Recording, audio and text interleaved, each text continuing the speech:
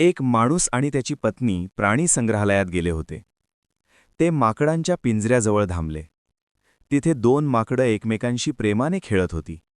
हे पाहून पत्नी हसली आणि म्हणाली, "वाह, किती प्रेमळ प्राणी आहेत हे."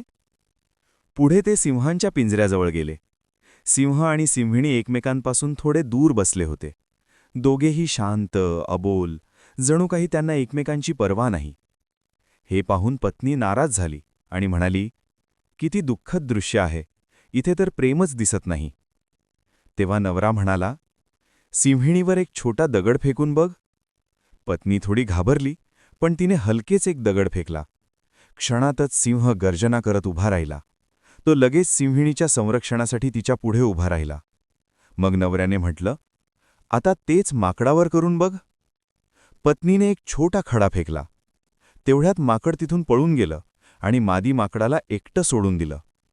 मग नवऱ्याने तिच्याकडे पाहून म्हटलं, "जे बाहेरून प्रेमासारखं दिसतं त्यावर लगेच विश्वास ठेवू नकोस. कधीकधी ते फक्त पोकळ मनावरचा गोंगाट असतो. खरं प्रेम नेहमी गोंगाट करत नाही, पण जेव्हा वेळ येते तेव्हा ते गर्जना करून तुझं संरक्षण करतं."